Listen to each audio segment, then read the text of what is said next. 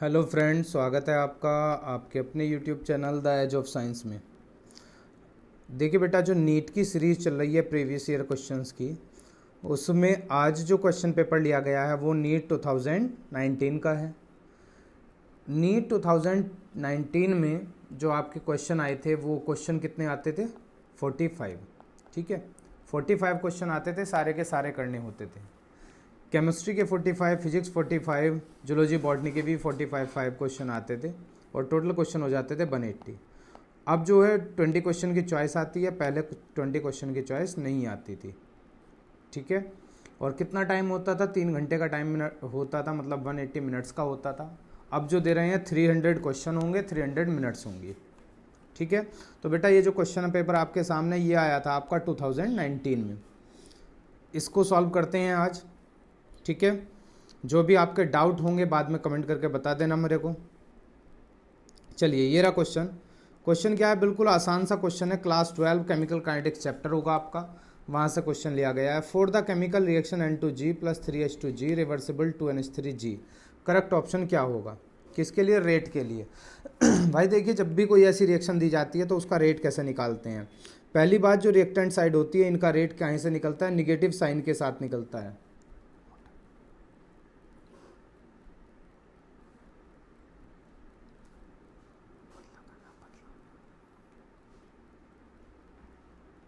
किसके साथ निकलता है बेटे?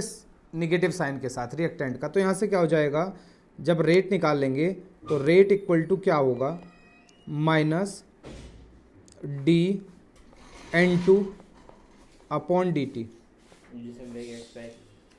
इज इक्वल टू -1/3 dH2/dt, और ये इक्वल टू किसके हो जाएगा?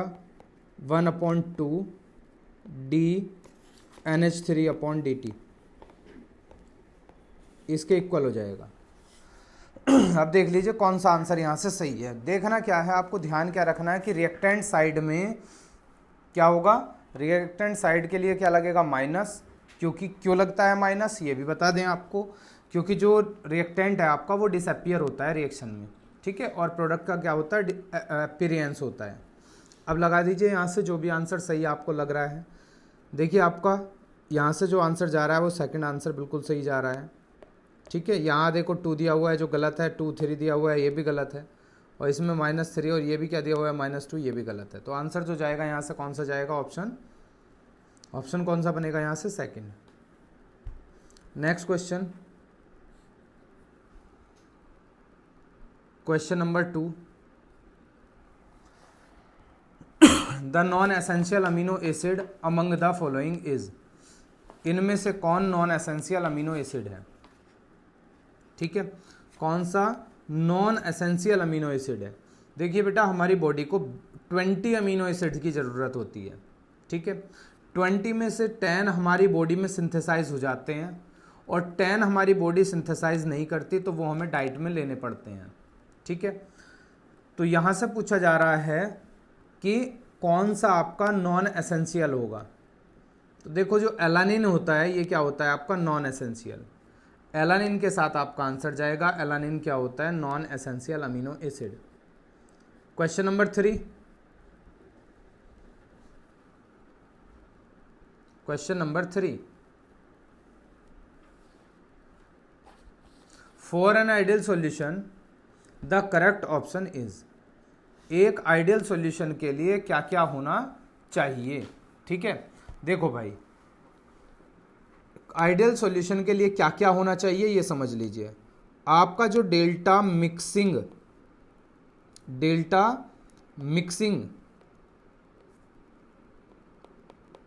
H है ये 0 होना चाहिए।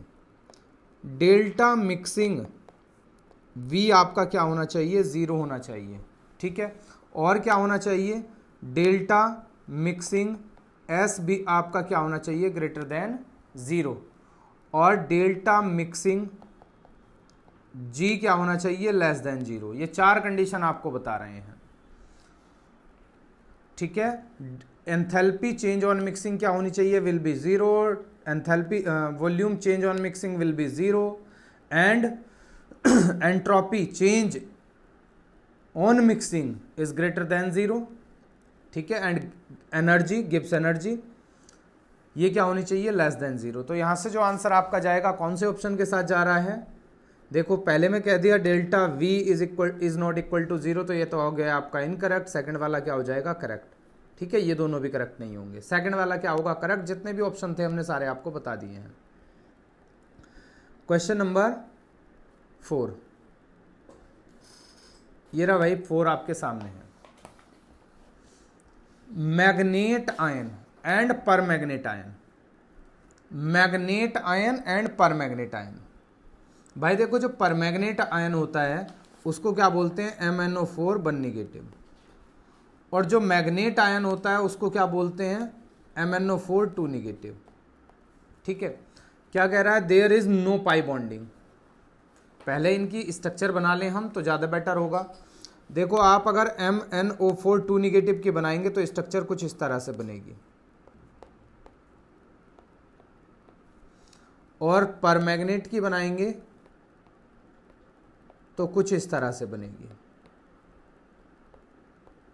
ठीक है।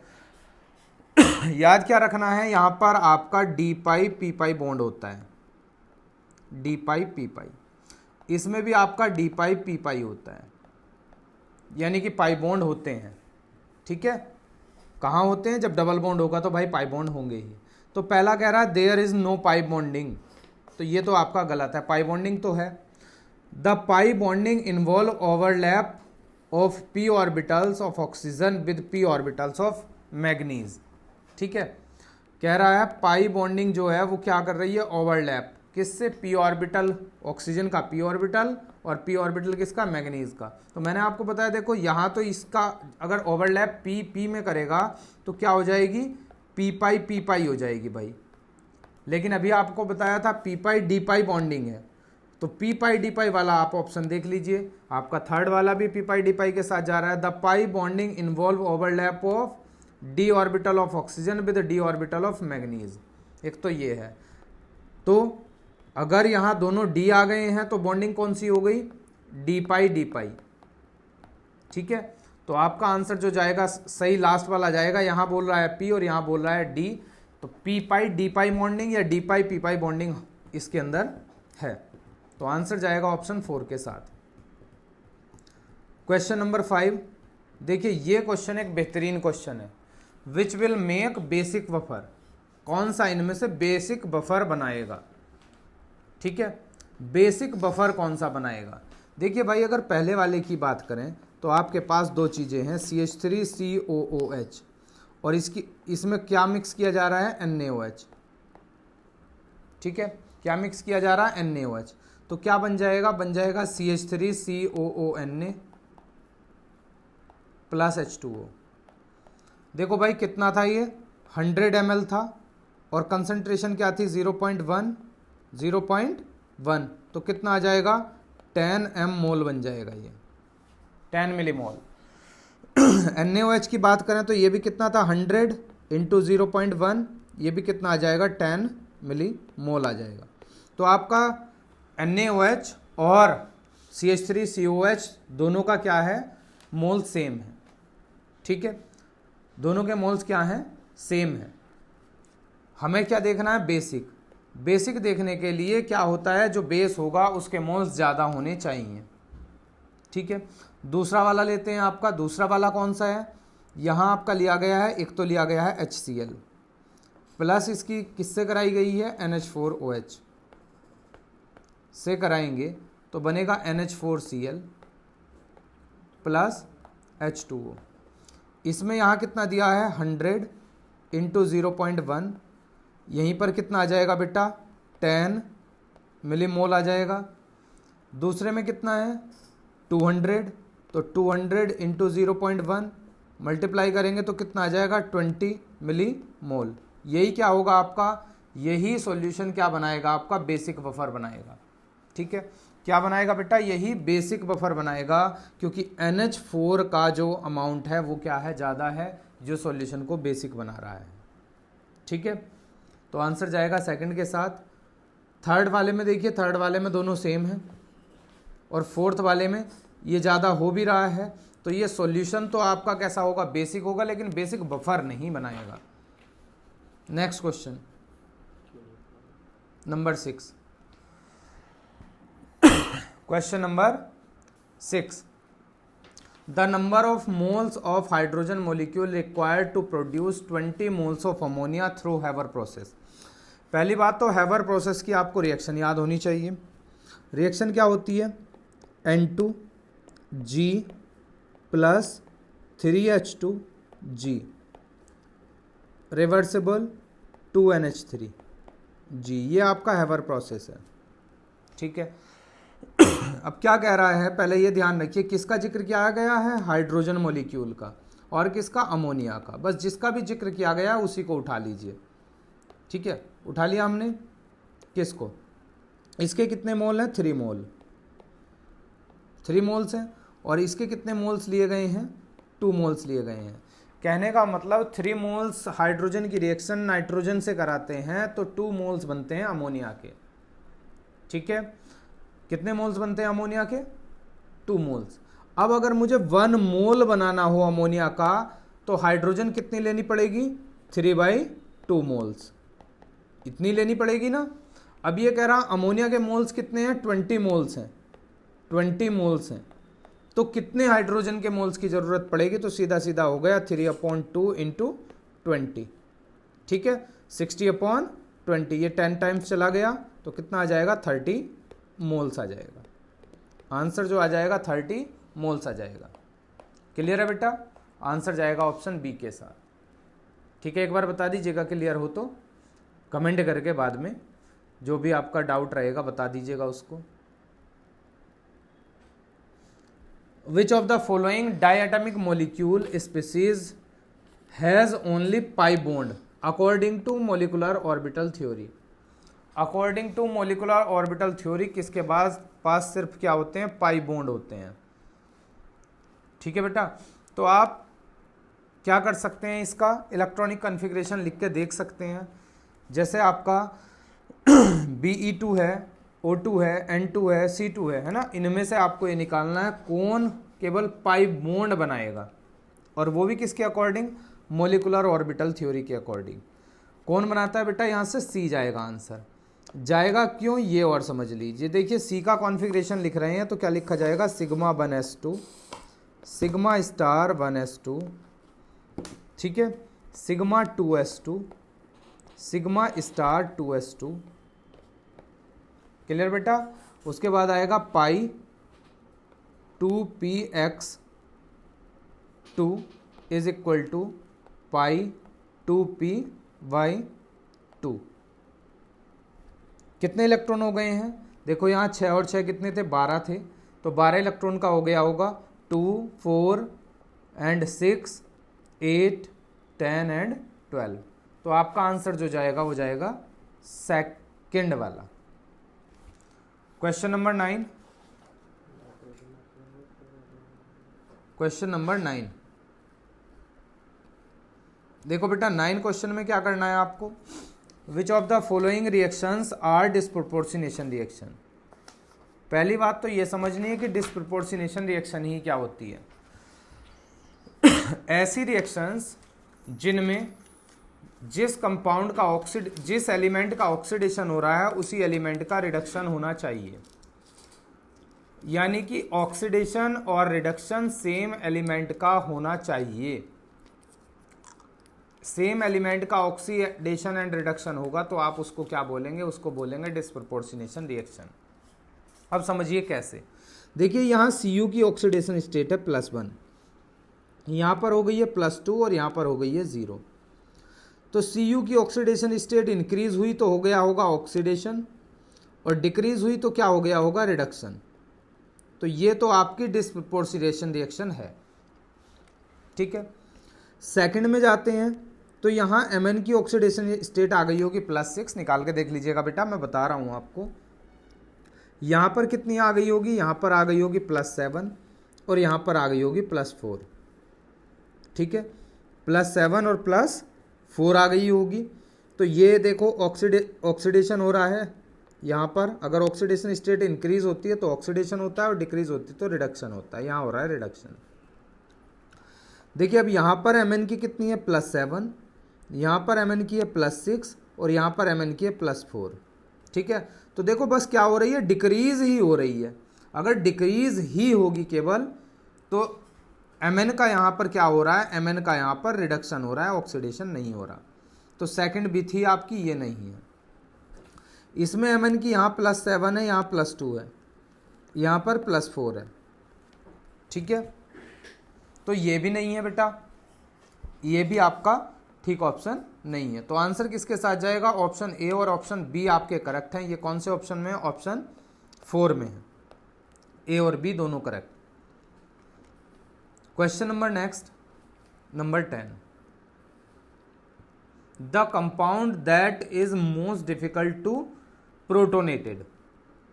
मतलब कौन से कंपाउंड को प्रोटोनेटेड बनाना बहुत ज़्यादा मुश्किल होगा। The compound that is most difficult to protonated, protonate है ना, प्रोटोनेट करना। भाई देखो यहाँ क्या होते हैं, जितने भी आपके ऑक्सीजन दिखाई दे रहे हैं सब में क्या होगा, 2 लोन पेयर होंगे। ठीक है, आपका आंसर वही होगा जिसमें आपका ऑक्सीजन का लोन पेयर किस में यूज हो रहा होगा, रेजोनेंस में। देखो पहला CH3OH है, इसमें रेजोनेंस नहीं बनेगा। दूसरा क्या है आपका, डाइमिथाइल ईथर है, इसमें भी नहीं होगा। थर्ड में होगा, देखो पीएच लगा हुआ है, पीएच मतलब बेंजीन, पीएच मतलब फिनाइल ग्रुप, और यहाँ पर OH है। तो ये वाले जो लोन पेयर होते हैं ये आपके रेजोनेंस में इन्वॉल्व हो जाते हैं। क्या करते हैं, ये रेजोनेंस में इन्वॉल्व हो जाएंगे, जिसकी वजह से ये प्रोटोनेट नहीं हो पाएगा। ठीक है, मतलब डिफिकल्ट होगा। तो आंसर जो जाएगा ऑप्शन 3 के साथ जाएगा। Question number next, question number 12,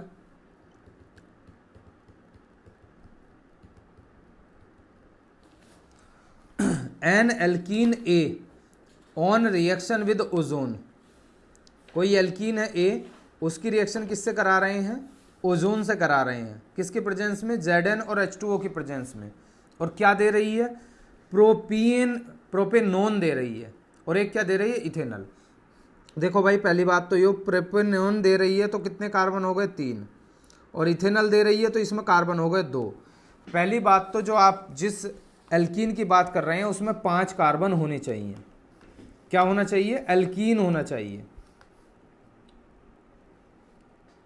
ठीक है,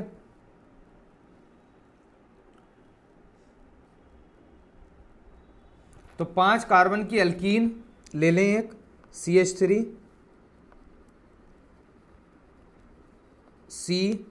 CH3, double bond CH, single bond CH3, हो गई 5 कार्बन की। भाई ये ही क्यों ली, क्योंकि देखो डबल बॉन्ड में यहां से अगर कंपाउंड टूट जाएगा तो इथेनॉल बनाएगा एक, और एक क्या बनाएगा, एसीटोन।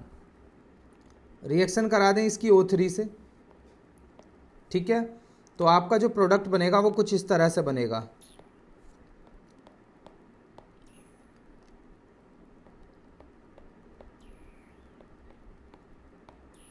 कुछ इस तरह से कंपाउंड बनेगा जिसको बोलेंगे ओजोनाइड। अब आगे क्या होगा, ये यहाँ से ब्रेक हो जाता है, किसकी प्रेजेंस में, H2O की प्रेजेंस में। तो एक तो बनता है CH3COCH3 और एक बनता है CH3CHO। तो यानी कि ये कंपाउंड हुआ आपका A। अब बोल क्या रहा है आगे ये समझ लीजिए, addition of HCl to alkene A gives B as the major product. तो B की स्ट्रक्चर क्या होगी, भाई इसी की रिएक्शन अगर आप HCl से करा दें तो मार्कोनिकॉव रूल लगेगा। Cl कहाँ पर जाएगा, यहाँ पर, और H कहाँ जाएगा, यहाँ पर। तो कंपाउंड जो बनेगा कुछ इस तरह से बनेगा।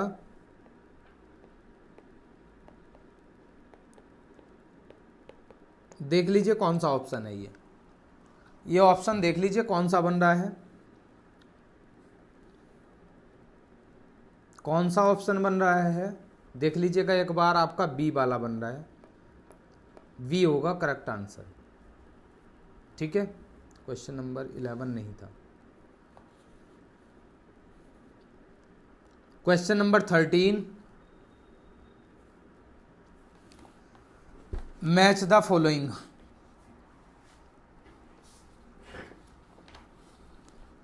Match the following. देखो बेटा कुछ दे रखे हैं यहाँ प्रोसेस, नेम के प्रोसेस। जैसे आपका डीकन प्रोसेस है तो ये किसके लिए यूज किया जाता है? ये यूज किया जाता है क्लोरीन के लिए। नेम प्रोसेस है बस। आपका हैबर प्रोसेस जो यूज किया जाता है वो अमोनिया के लिए। कॉन्टैक्ट प्रोसेस सल्फ्यूरिक एसिड के लिए। तो आपका एक ही बचा है, प्योर नाइट्रोजन, सोडियम एजाइड और बेरियम एजाइड। ठीक है, तो फर्स्ट वाले में कौन सा आएगा? आपका फोर्थ आएगा, यानी कि ऑप्शन जो चला जाएगा वो जाएगा थर्ड के साथ। फर्स्ट के फोर्थ में और कोई है ही नहीं। क्वेश्चन नंबर 14,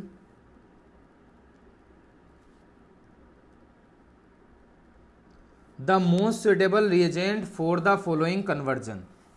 देखिए बेटा आपको दे रखा है ब्यूट टू आइन और इससे बनाया है सिस but two yne, but two in, sis but two इन बनाया है। तो यहाँ पर कौन यूज किया जाता है? अगर बेटे आपको सिस फॉर्म बनानी है तो आपको यूज कौन करना पड़ेगा? ये H2PDC क्यूनोलिन। ठीक है, इसके प्रेजेंस में ऐसा होगा। ओके, आंसर जाएगा ऑप्शन फर्स्ट के साथ। नेक्स्ट क्वेश्चन, क्वेश्चन नंबर 15,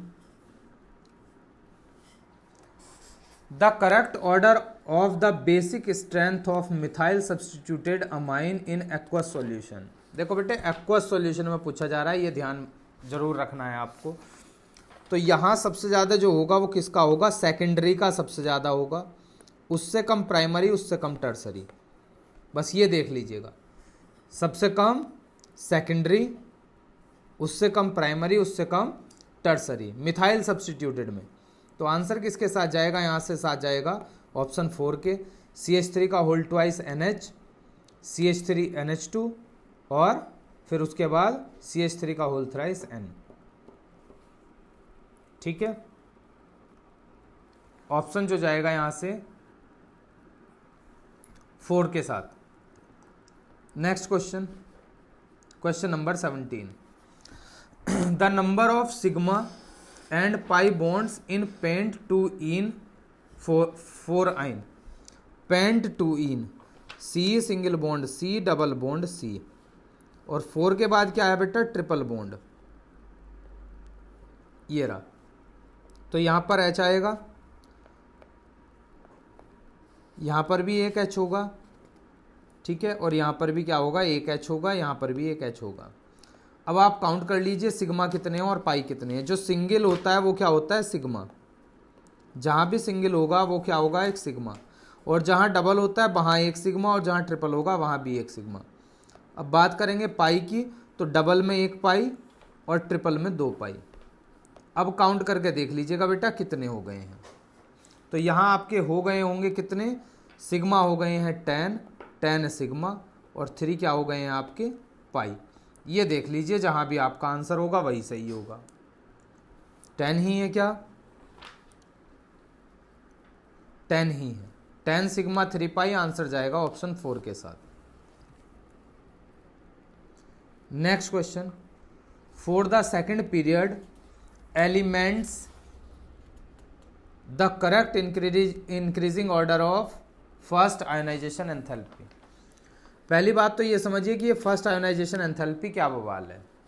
देखो भाई, सपोज दैट ये कोई एटम है, ठीक है, एटम से आपको इलेक्ट्रॉन को बाहर लेके आना है, तो एटम को क्या देनी पड़ती है? एनर्जी देनी पड़ती है। ठीक है, इलेक्ट्रॉन बाहर कब आएगा? जब एटम को एनर्जी देंगे। यानी कि आयोनाइजेशन एंथैल्पी या आयोनाइजेशन पोटेंशियल या आयोनाइजेशन एनर्जी किसको बोलते हैं? बोलते हैं energy required to remove the electron from the outermost shell of an atom. यानी कि किसी एटम के आउटर मोस्ट सेल से इलेक्ट्रॉन को निकालने के लिए जिस एनर्जी की जरूरत पड़ती है उसको बोलते हैं आयोनाइजेशन पोटेंशियल या आयोनाइजेशन एनर्जी। ठीक है, तो ये कह रहा है कि एक इलेक्ट्रॉन निकालने के लिए किसको सबसे ज़्यादा एनर्जी की ज़रूरत पड़ेगी, किसको सबसे कम एनर्जी की ज़रूरत पड़ेगी। तो बेटा ionization energy top to bottom क्या होती है, डिक्रीज होती है, और लेफ्ट टू राइट क्या होती है, इंक्रीज होती है। ये ध्यान रखिएगा एक बात। तो अब जो आपको एलिमेंट दिए गए हैं वो आपको कौन दिया गया है, जैसे Li दे दिया गया, Li का क्या होता है 3, आपको Be दे दिया गया 4, B दे दिया गया 5, C दे दिया गया 6, N दे दिया गया 7, ठीक है। और कौन दे दिया गया, O दे दिया गया 8, F दे दिया गया 9 और Ne दे दिया गया 10। तो लेफ्ट टू राइट क्या होगा, इंक्रीज होगी। बिल्कुल सही बात है कि लेफ्ट टू राइट इंक्रीज होती है, लेकिन बेटा नाइट्रोजन की ऑक्सीजन से ज़्यादा होती है। रीज़न क्या है, क्योंकि नाइट्रोजन हाफ फील्ड होता है, हाफ फील्ड की ज़्यादा होती है। तो देखो Li के बाद B, यानी कि 3 4 5, ऐसा ही आपको किस में देखने के लिए मिलेगा, यहाँ भी मिलेगा। तो यहाँ क्या हो जाएगा 3 5 4 6 8 7 9 10, ए वाले की होगी सही। ठीक है बेटा, चलिए next question number 21। Which of the following series of transitions in the spectrum of hydrogen atom fall in visible region. Visible region में कौन सी होगी, विजिबल रीजन। देखो सीरीज कौन कौन सी होती हैं, सबसे पहली होती है लाइमन, फिर होती है बामर, उसके बाद होती है पास्चन, उसके बाद होती है ब्रैकेट, उसके बाद होती है फंड। ये कौन सी थी, लाइमन। ठीक है बेटा, अब रीजन कौन से हैं इसका, इसका कौन सा है, यूवी रीजन है, इसका विजिबल है। कौन सा रीजन है बेटा, विजिबल। उसके बाद इन सबका कौन सा रीजन होता है, IR, इंफ्रारेड। अगर N1 इज इक्वल टू 1 है तो Lyman series, N2 is equal to 2 है, N1 इज इक्वल टू 2 है तो आपकी बामर, N1 इज इक्वल टू 3 के लिए ये, N1 इज इक्वल टू 4 के लिए ये, N1 इज इक्वल टू 5 के लिए ये, और N1 हमेशा कम होता है N2 से। ठीक है, तो इसका आंसर जो जाएगा वो जाएगा बामर सीरीज। चलिए नेक्स्ट क्वेश्चन मैचिंग वाला है बेटा question. Match the xenon compounds in column first with its structure in column second, assign the correct code. Correct code क्या होगा, देखिए बेटा पहले क्या करेंगे, हाइब्रिडाइजेशन निकालेंगे। पहले वाले का हाइब्रिडाइजेशन निकालें तो कैसे निकालेंगे देख लीजिएगा, समझ लीजिएगा, ट्रिक बता रहे हैं। Xe के आउटर मोस्ट सेल में इलेक्ट्रॉन होते हैं 8 और F कितने हैं 4, कितना आ गया बेटा 12, 12 को 2 से डिवाइड कर लो 6, और 6 के लिए हाइब्रिडाइजेशन कौन सा होता है, 6 के लिए हाइब्रिडाइजेशन होता है sp3d2। ठीक है, ऐसे ही आपका यहां हो जाएगा 8 और 6 14, कितने हो गए 7, तो यहां पर हो जाएगा sp3d3। ऐसे ही आपका इसमें होगा Xe का मतलब क्या हो गया 8 + 4 12/6, 12/2 इज इक्वल टू 6, sp3d2। यहाँ क्या हो जाएगा आपका, यहाँ हो जाएगा sp3, क्योंकि 4 आया है प्लस 0 जुड़ेगा। O के लिए कुछ नहीं जुड़ता, नंबर ऑफ मोनोवैलेंट एटम जुड़ते हैं। सेंट्रल एटम के आउटर मोस्ट के सेल के electron plus number of monovalent atoms. ठीक है, यहाँ डिवाइड नहीं होगा तो sp3 आ जाएगा। अब देखिए यहाँ लोन पेयर कितने हैं, लोन पेयर की बात करेंगे। यहाँ पे जो लोन पेयर हैं आपके 2 लोन पेयर हैं, यहाँ लोन पेयर आपका 1 है, यहाँ लोन पेयर आपका 1 है, और यहाँ लोन पेयर आपके कितने हैं 1 है। ठीक है, तो sp3 विद 1 लोन पेयर है तो क्या हो जाएगा pyramidal.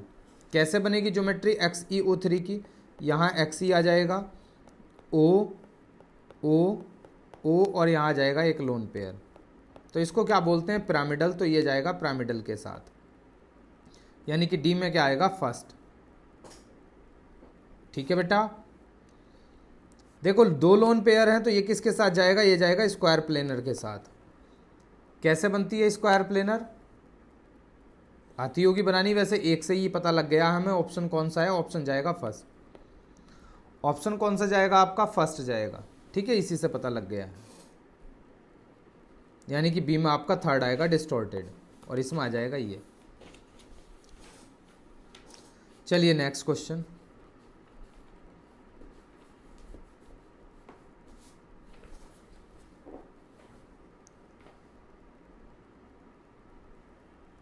Number 23, the structure of intermediate A in the following is. Intermediate जो बनेगा उसकी स्ट्रक्चर, भाई देखिए पहले तो आपका जो कंपाउंड दिया गया है ये दिया क्या गया है, ये जो कंपाउंड दिया गया है ये है आपका क्यूमीन। क्या बोलते हैं इसको, क्यूमीन बोलते हैं। इसकी रिएक्शन अगर O2 से करा दें तो प्रोडक्ट क्या बनेगा, क्या प्रोडक्ट बनेगा यहाँ से, CH3 ऐसे ही रह जाएगा, CH3 ऐसे ही रह जाएगा, और यहाँ पर आएगा OOH। ठीक है, क्या आएगा, OOH। तो आंसर जो जाएगा ऑप्शन फर्स्ट के साथ। इंटरमीडिएट ही पूछा गया था, आगे इसका हाइड्रोलिसिस कर देते हैं तो फिनोल और एसीटोन बनता है। Question number 24,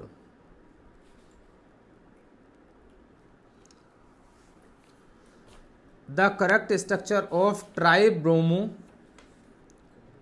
ऑक्टाऑक्साइड। ट्राइब्रोमो ऑक्टाऑक्साइड इनमें से कौन है,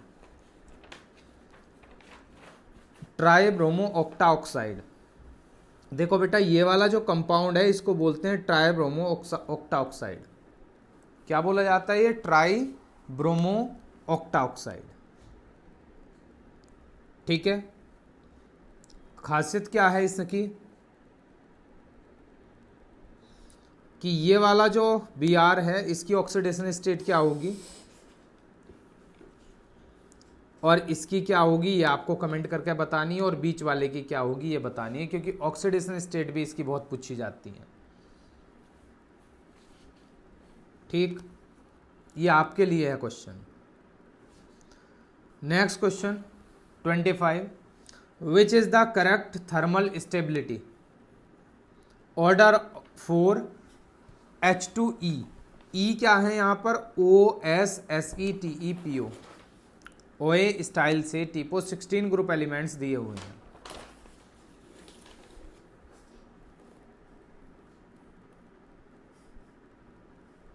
बेटा क्या होती है थर्मल स्टेबिलिटी, ऊपर से नीचे जाने पर क्या होती है, डिक्रीज होती है इनकी।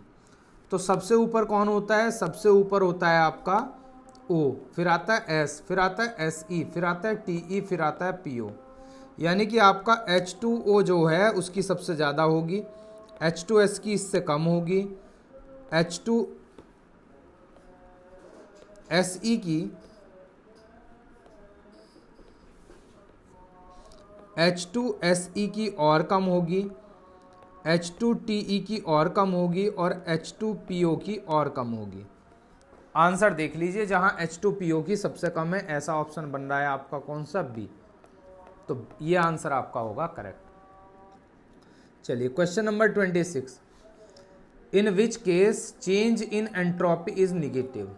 मतलब चेंज इन एंट्रोपी क्या होगा, निगेटिव होना चाहिए, यानी कि डेल्टा एस क्या होना चाहिए, निगेटिव। कौन से केस में, expansion of a gas at constant temperature, expansion of a gas at constant temperature. यहाँ भी क्या होगा बेटा, यहाँ आपकी एंट्रोपी निगेटिव नहीं होगी। Sublimation of a solid into gas, देखो जैसे सब्लिमेशन की बात करते हैं, जैसे आपने H2O ले लिया है ना, लिक्विड है ये, और किस में चेंज हो रहा है, H2O गैस में, यानी कि वेपर में। तो यहाँ डेल्टा एस क्या होगा, ग्रेटर देन जीरो होगा भाई। यहाँ भी अगर delta S greater than zero होगा तो निगेटिव तो हो ही नहीं सकता, जीरो से ज़्यादा तो पॉजिटिव वैल्यू होती हैं। यहाँ क्या है आपका ऑप्शन थर्ड में, यहाँ आपका डेल्टा एस क्या हो जाएगा, लेस देन ज़ीरो। और delta S less than zero का मतलब ही क्या होता है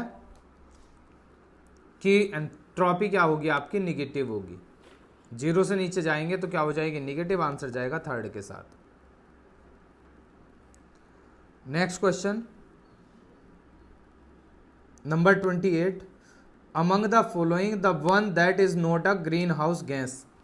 ठीक है, ये बेटा डिलीटेड सिलेबस से है। कहाँ से, डिलीटेड सिलेबस से, इसको पढ़ना ही नहीं है। Question number 29, identify the correct statement related to PCl5 from the following. PCl5 से रिलेटेड इनमें से कौन सा है इनकरेक्ट स्टेटमेंट, ये आपको बताना है। पहले PCl5 के बारे में कुछ तथ्य पढ़ लीजिए, क्या क्या होते हैं। देखिए भाई, PCl5 की जो ज्योमेट्री होती है कुछ इस तरह से होती है।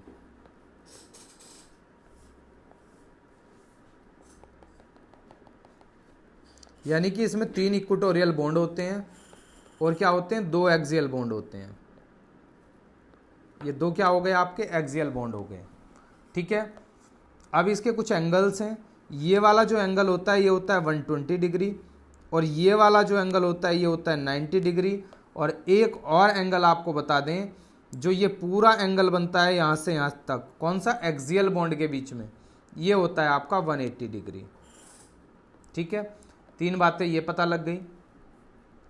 अब आप इसके क्या पता करेंगे, अब आप इसके पता करिए एंगल, तो पता हो गए हैं। लेंथ, ये जो आपके एक्सियल बॉन्ड होते हैं ये कितना होता है, 240 pm का होता है।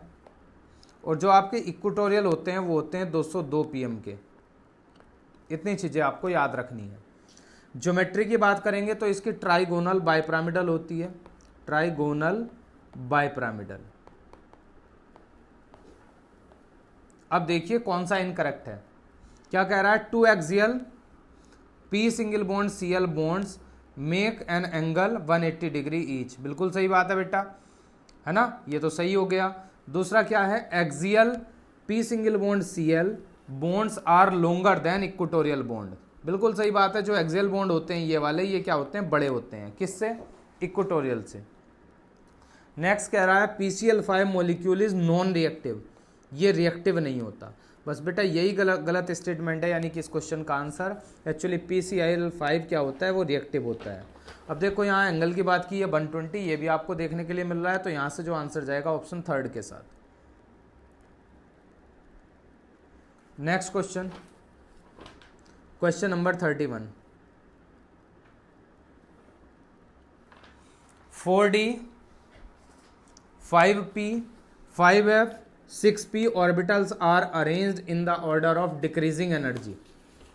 द करेक्ट ऑर्डर इज, देखो भाई इसे निकालने के लिए आपको क्या करना है, आपके पास कौन कौन है, आपके पास है 4D, आपके पास है 5P, आपके पास है 5F, आपके पास है 6P।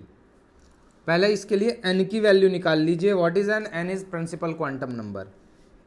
जो ये लिखा हुआ होता है यही n की वैल्यू होती है। ठीक है, इसका n कितना आ गया 5, इसका n कितना आ गया 5, और इसका n कितना आ गया 6, इनके पहले जो होता है। फिर वैल्यू निकाल लीजिए l की। l की वैल्यू कैसे निकालते हैं, SPDF के लिए होती है 0 1 2 3। ठीक है, यहाँ D है तो 2 हो गई, यहाँ P है तो यहाँ L की वैल्यू क्या हो गई 1, यहाँ F है तो F के लिए L की वैल्यू क्या हो जाएगी 3, और P के लिए L की वैल्यू क्या हो जाएगी 1। अब इन्हें क्या कर लीजिएगा बेटा, सबको ऐड कर लीजिएगा। जिसके लिए n प्लस एल की वैल्यू ज़्यादा आएगी उसकी एनर्जी ज़्यादा होगी। देखो यहाँ आ गया 6, यहाँ आ गया 6, यहाँ आ गया 8, और यहाँ पर आ गया 7। तो सबसे ज़्यादा एनर्जी किसकी होगी, 5F की एनर्जी सबसे ज़्यादा, उससे कम 6P। ठीक है, उससे कम किसकी होगी, देखो जब भाई दोनों की वैल्यू अगर सेम आ जाए तो फिर n की वैल्यू देखी जाती है, जिसकी n की वैल्यू बड़ी होती है उसकी एनर्जी ज़्यादा हो जाएगी। तो यहाँ जो जाएगा वो जाएगा 5P, और उसके बाद क्या जाएगा 4D। ठीक है, बोलिएगा, क्लियर हो गया। तो आप आंसर समझ लीजिएगा, आंसर कौन सा बना है यहाँ से 31 का। 31 का जो आंसर जा रहा है वो किसके साथ जा रहा है, ऑप्शन डी के साथ। आई होप आपको क्वेश्चन समझ में आ गया होगा। n प्लस एल की वैल्यू देखते हैं, इसे वोरबरी रूल भी बोला जाता है। अगर n प्लस एल की वैल्यू सेम हो जाए तो फिर आपको n की वैल्यू के बेसिस पर निकालना पड़ता है। क्वेश्चन नंबर 32 न्यूमेरिकल है बेटा, चैप्टर का नाम है इलेक्ट्रोकेमिस्ट्री। देखो क्या दिया गया है, फॉर द सेल रिएक्शन, एक सेल रिएक्शन दी गई है, ठीक है। तो पहले तो यहाँ ये देख लीजिए नंबर ऑफ इलेक्ट्रॉन कितने बनेंगे। यहाँ पर देखो Fe पर चार्ज कितना 2 और इधर भी कितना चार्ज है 2 है, तो N की वैल्यू तो हो जाएगी यहाँ से 2। ई नोट सेल आपको दिया हुआ है ये रहा, ठीक है। निकालना डेल्टा जी है, तो डेल्टा जी नोट की वैल्यू होती है -NF E naught cell. Delta G is equal to minus इसकी वैल्यू 2 और F की वैल्यू होती है 96500 गिवन है आपको, और ये भी गिवन है 0.24 वोल्ट, ठीक है। सबको मल्टीप्लाई कर लीजिए तो delta G naught is equal to क्या आ जाएगी -4632 जूल मोल इनवर्स। लेकिन आपको देनी किस में, किलो जूल में, तो किलो जूल में कितनी हो जाएगी 46.32 kJ मोल इनवर्स, ठीक है। लेकिन क्या रहेगा सामने, माइनस जरूर रहेगा भाई, माइनस का धोखा मत खाना। आंसर जो कौन सा बनेगा, डी बनेगा, माइनस का धोखा नहीं खाना है। Next question, conjugate base for Brønsted acid H2O and HF। इन दोनों की रिएक्शन करा के देख लो भाई। HF की रिएक्शन जब H2O से होगी तो क्या बनेगा, F negative plus H3O positive. ये क्या है आपका, एसिड 1 है, ये क्या हो जाएगा बेस 1, और इससे क्या बनेगा इधर कॉन्जुगेट, ये बन गया बेस, और ये क्या बन गया कॉन्जुगेट एसिड। तो आंसर कौन सा बनेगा यहां से, आंसर देखिए, आंसर कौन सा बन रहा है,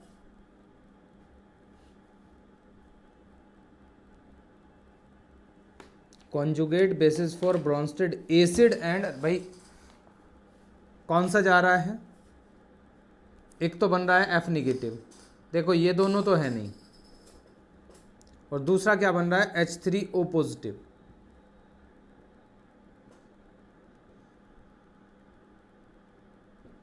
तो H3O पॉजिटिव का भी क्या होता है, जैसे H2O लेंगे आप, H2O क्या बना लेगा OH निगेटिव, तो ये हो जाएगा कॉन्जुगेट बेस, और ये क्या बना लेगा H3O पॉजिटिव, ये होगा conjugate acid.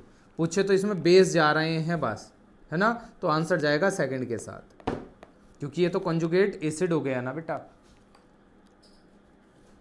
Next question, question number 35, pH of a saturated solution of CaOH का whole twice is 9, the solubility product of CaOH का whole twice is.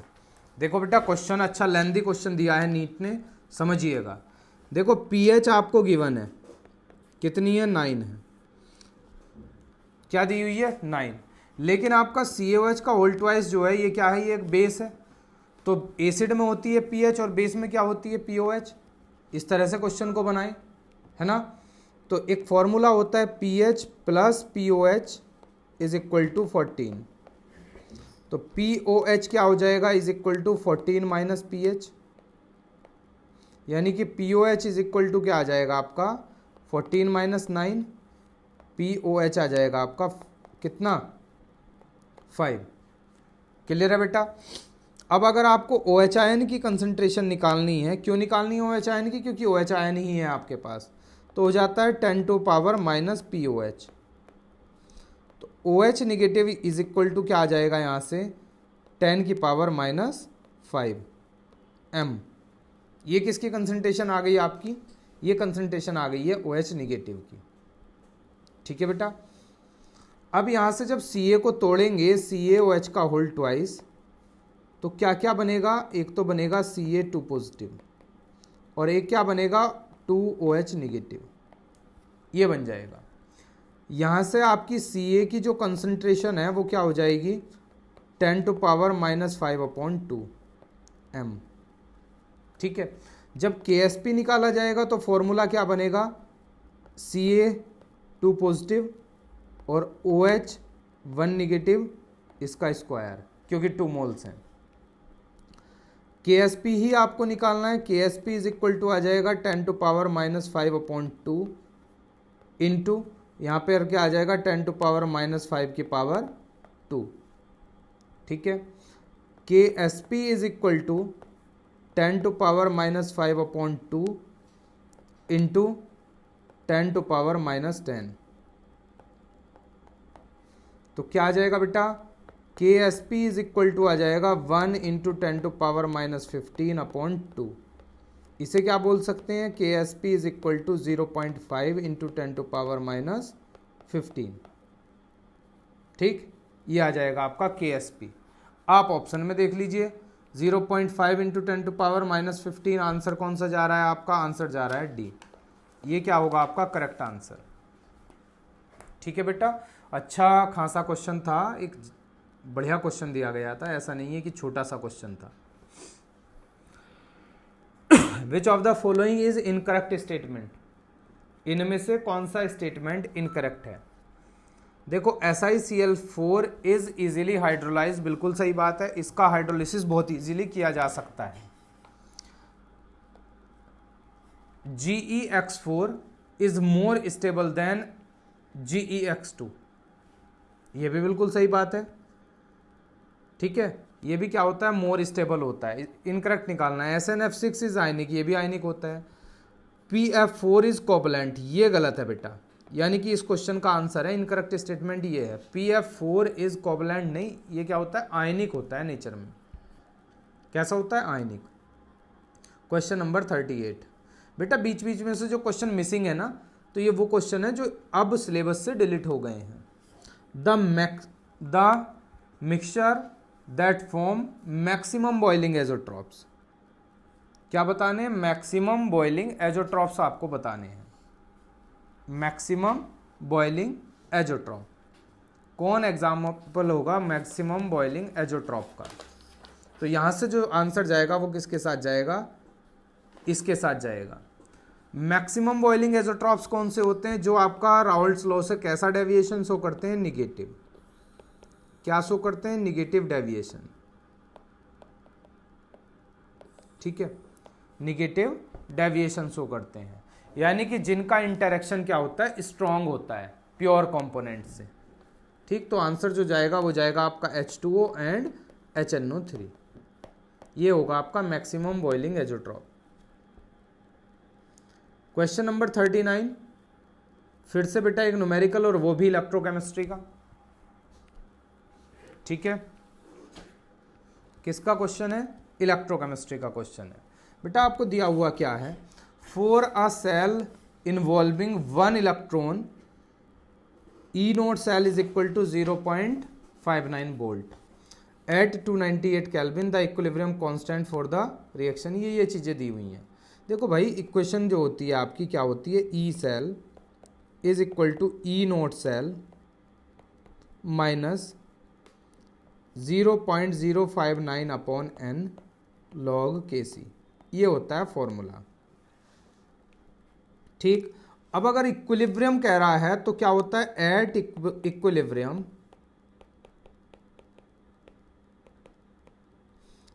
E cell क्या होता है, इक्विलिब्रियम पर 0 होता है।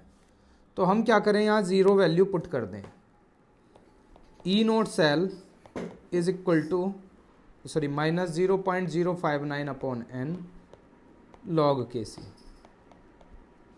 तो हो जाएगी equation E0 cell is equal to 0.059/n log Kc।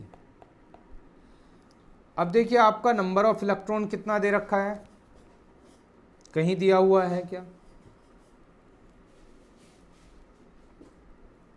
For a cell involving 1 electron बोल दिया, इलेक्ट्रॉन कितना है 1, तो E0 cell is equal to कितना हो जाएगा, यहाँ पर आ जाएगा 0.059/1 log, और Kc की जगह क्या दिया हुआ है बेटा,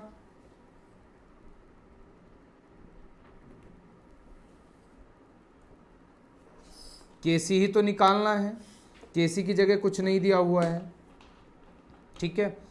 तो ई नोट सेल की वैल्यू दी हुई थी आपकी, कितनी दी हुई थी, इसकी वैल्यू दी हुई थी 0.59 is equal to 0.059 upon 1 log K C. Log K सी क्या हो जाएगा, log K C is equal to हो जाएगा 0.59 अपॉन 0.059, ये इससे कैंसिल हो जाएगा, आ जाएगा 10, ठीक है। तो यहाँ से क्या आएगा, log K C is equal to 10, के सी इज इक्वल टू आ जाएगा एंटी लॉग 10.00, और इसी को क्या बोल देंगे हम, 1 इंटू 10 टू पावर 10, ठीक है। जब एंटी लॉग सॉल्व करेंगे तो क्या आएगा, 1 इंटू 10 टू पावर 10, और कहीं ना कहीं ये दे रखा होगा, ठीक है। क्वेश्चन नंबर 39 का जो आंसर जाएगा वो जाएगा बी के साथ। Next question number 40, among the following, बेटे अच्छा 2 ऑप्शन नीचे हैं, कोई नहीं। Among the following the reaction that proceed through an electrophilic substitution, electrophilic substitution reaction कौन सी है।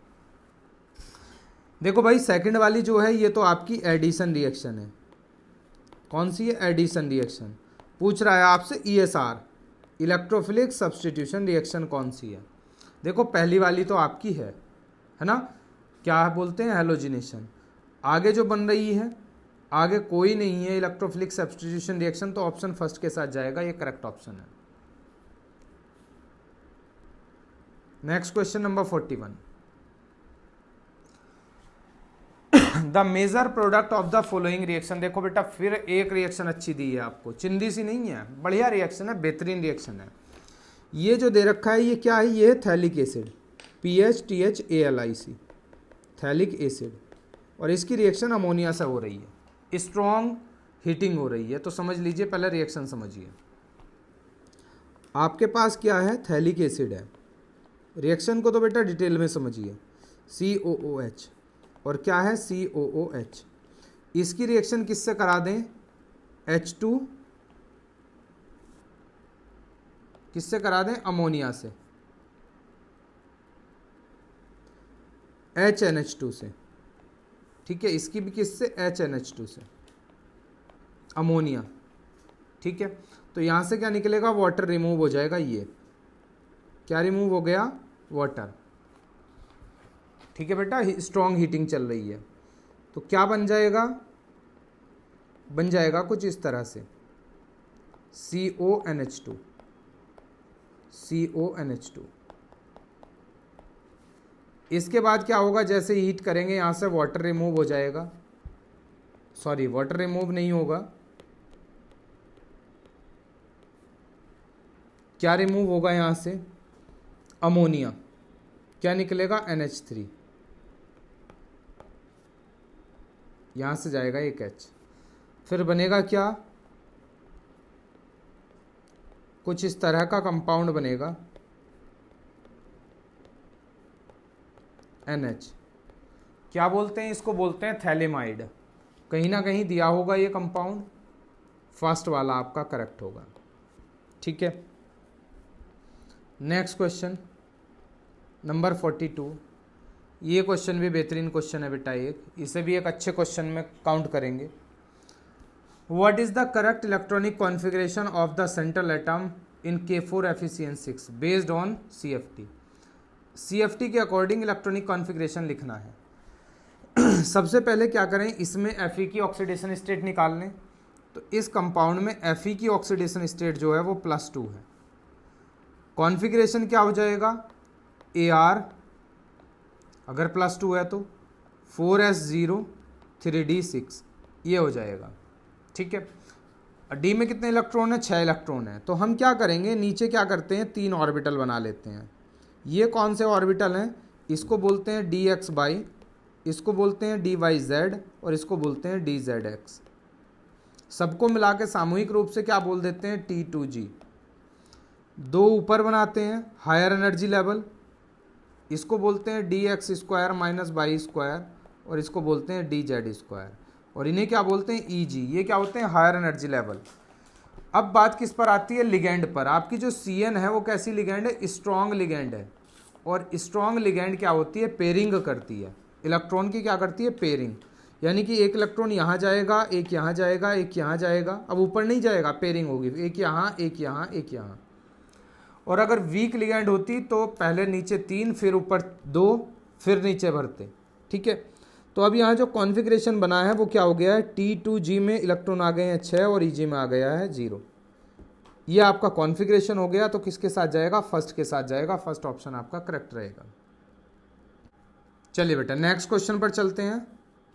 क्वेश्चन नंबर 43 ये रहा। देखो बेटा फिजिकल केमिस्ट्री से इस सेट में सारे के सारे न्यूमेरिकल आए हैं, है ना। जितने भी थे सब न्यूमेरिकल थे। देख लीजिएगा ये भी किसका है, केमिकल काइनेटिक्स का न्यूमेरिकल फिर से आ गया है। देखिए क्या क्या है यहाँ पर। If the rate constant for a first order reaction, reaction they the first order है, रेट कांस्टेंट क्या कह दिया, के है उसका। The time required for the completion of reaction, ठीक है, कितने परसेंट हो रही है, 90% आपकी रिएक्शन हो रही है कंप्लीट। कितनी कंप्लीट हो रही है, 90%। यानी कि आपकी जो इनिशियल अमाउंट है वो क्या है, A इज इक्वल टू है 100 और X इज इक्वल टू कितनी हो रही है, 99। ठीक है, इतने परसेंट हो रही है, इतने परसेंट क्या हो रही है, रिएक्शन हो रही है। अब आगे निकालना क्या है, टाइम। तो फॉर्मूला क्या होता है, T is equal to 2.303 upon k log A upon A minus x, ये होता है। अब देखिए यहाँ T is equal to 2.303 upon k log 100 upon 100 minus 99। T is equal to 2.303 upon k log 100 upon 1। ठीक है, तो T इज इक्वल टू क्या बचा, 2.303 अपॉन T और लॉग 100 की वैल्यू क्या होती है, 2 से मल्टीप्लाई कर लो। T is equal to multiply करेंगे किससे, 2 से मल्टीप्लाई करेंगे तो क्या आ जाएगा, 6064 और अपॉन T, के सॉरी के था नीचे के। ये देख लीजिए कहाँ आ रहा है, कौन सा ऑप्शन बन रहा है, ऑप्शन बन रहा है आपका सेकंड। ठीक है, सेकंड ऑप्शन आपका बन रहा है। चलिए बेटा नेक्स्ट क्वेश्चन, लास्ट क्वेश्चन होगा। 45 क्वेश्चन जो था वो भी डिलीटेड सिलेबस से है। Under isothermal condition a gas at 300 kelvin, ठीक है, expand from 0.1 to 0.25 litre against a constant external pressure of 2 bar. The work done by the gas is, देखो क्या है, वर्क निकालना है W। ठीक है, तो W इज इक्वल टू क्या होता है, माइनस P एक्सपेंशन और क्या होता है यहाँ V मतलब डेल्टा V, ये होता है।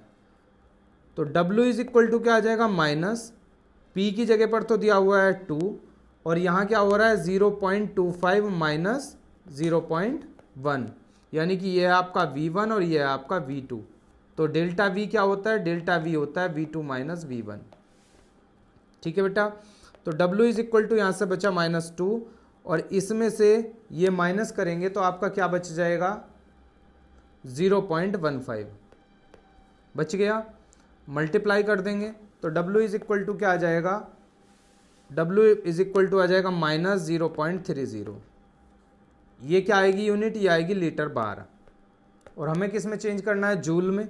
तो W इज इक्वल टू क्या करेंगे बेटा, इसका -0.30 की मल्टीप्लाई कर देंगे 100 से, ये किस में हो गई, जूल में।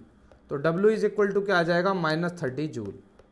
ये क्या होगा आपका आंसर, ये रहा -30 जूल। फोर्थ ऑप्शन आपका करेक्ट रहेगा। तो बेटा ये 2019 में पूछे गए क्वेश्चन थे, जो 2019 में पूछे गए थे सारे क्वेश्चन करा दिए हैं। ठीक है, अब जो आपको वीडियो मिलेगा, आप जो क्लास मिलेगी वो मिलेगी 2018 की। जितने भी ज़्यादा से ज़्यादा 5 तारीख तक क्वेश्चन पेपर करा सकते हैं हम करा रहे हैं। ठीक है, जितने भी हमसे पॉसिबल हो पा रहे हैं।